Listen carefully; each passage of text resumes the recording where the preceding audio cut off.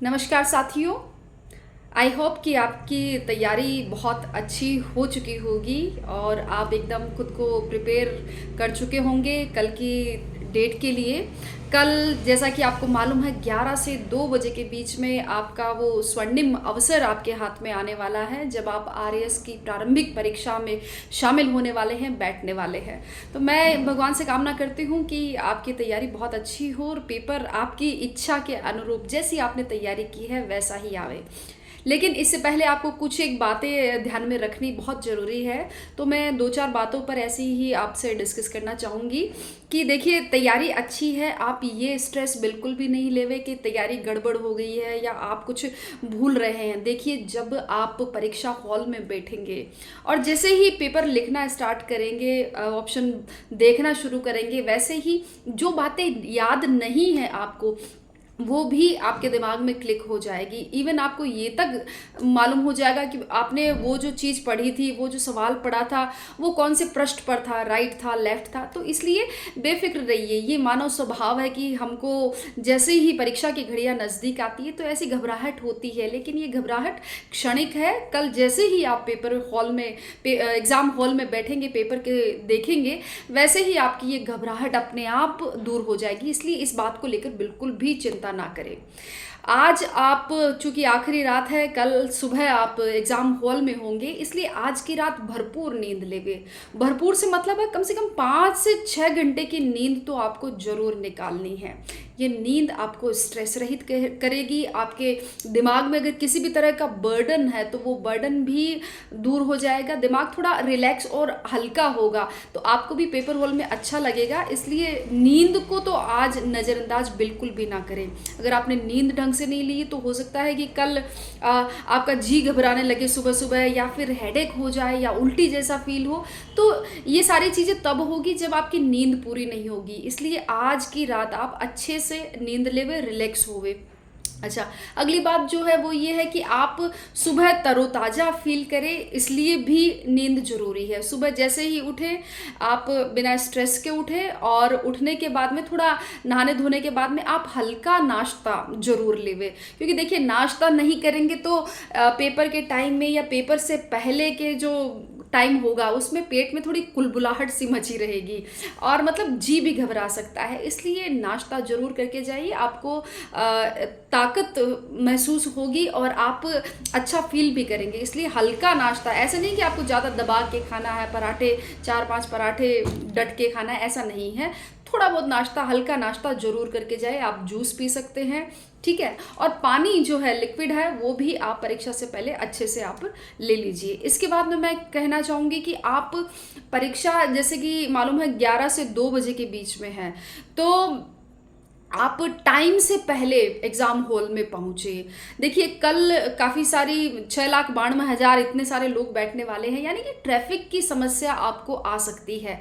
तो कभी भी ट्रैफिक के भरोसे नहीं रहे, आपको पहले टाइम से निकलना है। नेट भी बंद हो सकता है, तो आपको ये नहीं सोचना है कि आप जो लोकेशन है उसको नेट से ट्रेस करके वहाँ तक पहुँच जाएंगे।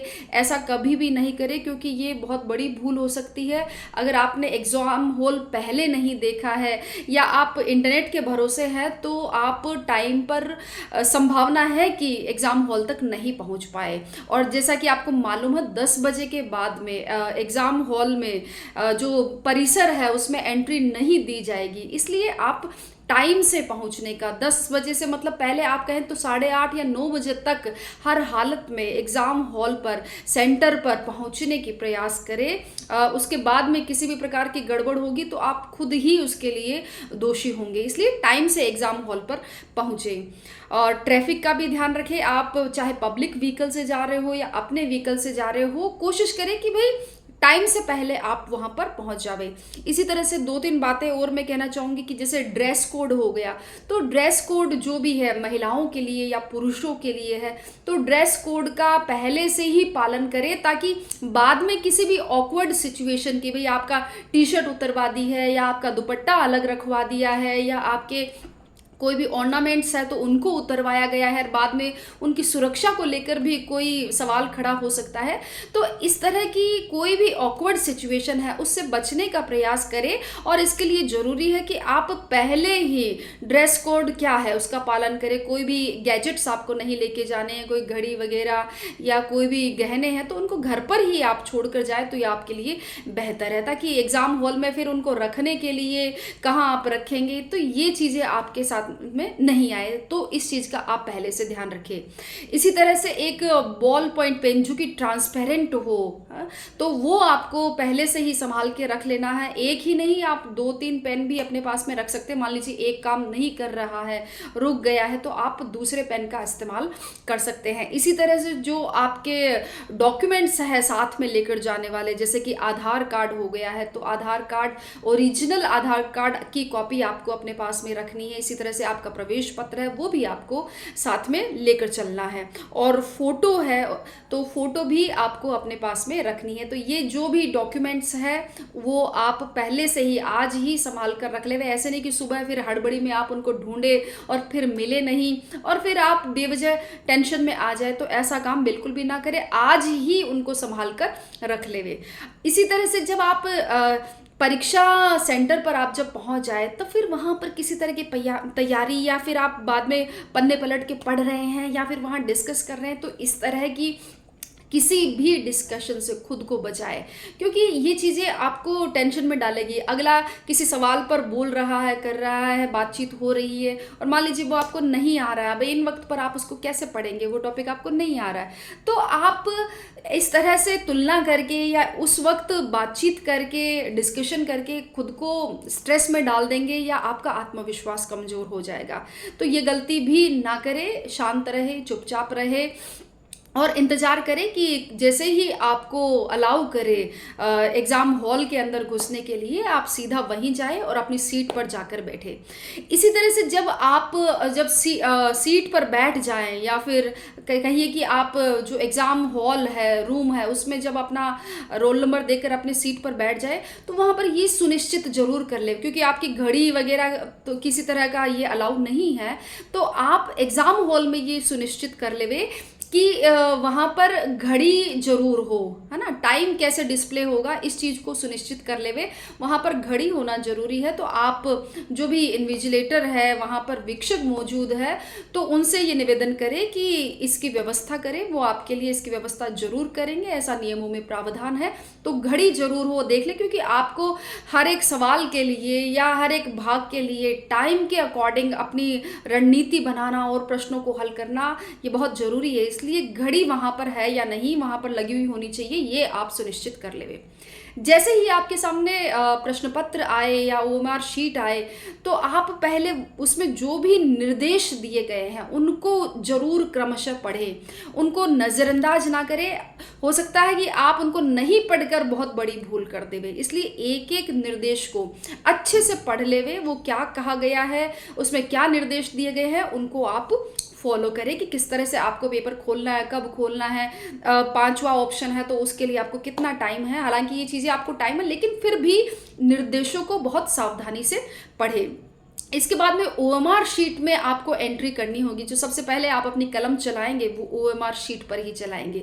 तो वहाँ पर जितनी भी एंट्रीज है, चाहे आपके नाम से संबंधित हो, आपके रोल नंबर से संबंधित हो, आपकी कैटेगरी से संबंधित हो, तो उनको आप बड़ी सावधानी से भरिए, क्योंकि एक भी अगर गलती वहाँ पर हुई, चाहे वो आपके नाम के मिस्टेक में हो या फिर आपके रोल नंबर के मिस्टेक में हो, तो वो आपके लिए बहुत भारी पड़ सकती है, और आप मतलब परीक्षा दिए ना दिए एक जैसा आपके लिए हो जाएगा। देकर भी आप कुछ नहीं कर पाएंगे अगर रोल नंबर की कोई मिस्टेक हो गई है। फिर आप सोचें कि आप उसको व्हाइटनर से मिटा देवे या किसी तरह से उसको काट कर देवे, तो संभावना है कि आपकी ओएमआर शीट जांची नहीं जाए। तो इस तरह की गलती बिल्कुल भी नहीं करनी है। बहुत ध्यान से, बहुत सावधानी से और जागरूक रहकर आपको ओएमआर शीट की एंट्रीज फिल करनी है। इसके बाद में एंट्री भरने के बाद में आपके पास में जैसे ही प्रश्न पत्र हो तो प्रश्न पत्र को पढ़ें, बहुत सावधानी से पढ़ें। आपको पूरा प्रश्न पत्र एक साथ बिल्कुल भी नहीं पढ़ना है। मैंने अपने पिछले दोनों वीडियोस में आपको बता दिया था कि आपको किस तरह से पेपर को सॉल्व करना है और किस तरह से नेगेटिव मार्किंग करनी है। तो हो सके अगर आपके पास में थोड़ा सा भी टाइम हो तो उन वीडियोस को आप 2x की स्पीड पर देख सकते हैं, तो ज़रूर आपके लिए फ़ायदेमंद होगा। तो वो भी आप देख लीजिएगा अगर आपको टाइम मिले। अदरवाइज़ आपको नेगेटिव मार्किंग से बचना है। पहले उन्हीं सवालों को करना है जो आपको 100% आए। मैं उसको थोड़े उन वीडियोस का जो क्रक्स है उसको संक्षिप्त में आपको बता देती हूँ कि पहले उन्हीं सवालों को करें जो आपको अच्छी तरह से आ रहे हो, 100% आ रहे हो। उसके बाद में उन सवालों को हल करें जहाँ पर आपको 2 ऑप्शन को लेकर किसी तरह का कन्फ्यूजन हो, ठीक है। और फिर तीसरे जहाँ पर 3 ऑप्शन में आपको कन्फ्यूजन हो, उन सवालों को तीसरे राउंड में हल करें। और ऐसे सवाल जो आपको बिल्कुल भी नहीं आते हो, या तो आप उनको 5वें ऑप्शन के लिए छोड़ देवें, और अगर दिमाग लगाना चाहे, अगर आपके पास में समय बचा हुआ है तो आप वहां पर दिमाग लगा सकते हैं। अन्यथा उनको लेकर कोई भी टेंशन ना करें, उन सवालों को आप छोड़कर ही आएं।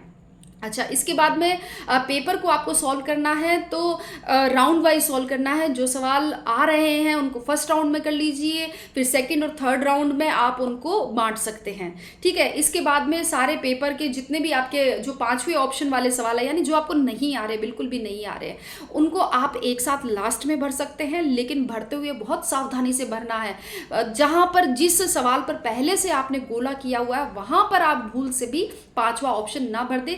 ये चीज़ आपको अच्छे से इंश्योर कर लेनी है, बहुत ध्यान से इसको भरना है कि किसी भी सवाल में आप डबल गोला ना भर दे, अदरवाइज वो सवाल नेगेटिव मार्किंग में चला जाएगा, वो आपका गलत हो जाएगा। इसके साथ ही जो आपके मैथ्स और रीजनिंग वाले सवाल होते हैं, बहुत ही टाइम टेकिंग सवाल होते हैं, तो कोशिश करें कि उनको बाद के लिए भर लेवे, बाद में उनको सॉल्व करें। क्योंकि अगर आप उनको पहले सॉल्व करने बैठ गए हैं तो वो ज़्यादा टाइम लेंगे, और ज़्यादा टाइम लेने के कारण से आपका जो मैक्सिमम टाइम होगा वो हो सकता है कि वो पहले ही कंज्यूम हो जाए, और बाद में आपको लगे कि भाई सारा टाइम तो इसमें चला गया और अभी इतने 80-90 सवाल बाकी पड़े हैं या 100 सवाल बाकी पड़े, तो आप उनको कैसे सॉल्व करेंगे, टाइम तो बहुत कम है और आप टेंशन में जल्दी आ जाएंगे। इसलिए कोशिश करें कि रीजनिंग वाले सवाल या मैथ्स वाले सवाल उनको लास्ट में लेकर जाए। फर्स्ट में वही सवाल करें जो छोटे हैं, सरल है और आपको आ रहे हैं, उनको आप पहले सॉल्व कर लेवे, ठीक है। क्रमशः सॉल्व कर ले। रीजनिंग वाले पार्ट को आप एक बार के लिए बाद के लिए छोड़ सकते हैं, ठीक है। तो ये सारी चीज़ें हैं, आपको थोड़ी सी ध्यान में रखनी है। और इसके साथ में ही अपने भगवान पर, अपने इष्ट पर भरोसा रखें, अपने माता पिता का आशीर्वाद जरूर लेके जाएं, क्योंकि उनका आशीर्वाद लेके जाएंगे तो जरूर सब कुछ अच्छा ही होगा। देखिए, अगर आपकी आस्था दृढ़ है, भगवान पर पूरा भरोसा और आपने अच्छी से तैयारी की है, तो आपके साथ में बिल्कुल भी गलत नहीं हो सकता है। और गलत होगा ही क्यों, आप निष्काम भाव से अपना पेपर दीजिए, जो होगा अच्छा ही होगा, सब कुछ उस पर छोड़ देवे, बिल्कुल भी टेंशन ना लेवे। मेरी तरफ से आपको बहुत बहुत शुभकामनाएं। और आप जैसे ही आप पेपर सॉल्व करके आए तो मुझे ज़रूर ये बताएं कि आपका पेपर कैसा हुआ और आपने कितने सवाल अटेम्प्ट किए हैं। देखिए, एक ये भी प्रश्न बनता है कि भाई कितने सवाल अटेम्प्ट करें। इसका दोस्तों एकदम बहुत ही सीधा और सरल जवाब है कि जितने आपको सवाल आते हो उतने अटेम्प्ट करने चाहिए। इसमें कोई सोचने वाली बात है ही नहीं है। भाई मुझे 150 में से मुझे 100 सवाल आते तो 100 कर दिए। अब ज़्यादा तुक्का लगाने की और अंधाधुंध तुक्का लगाने की कोशिश तो बिल्कुल भी ना करें।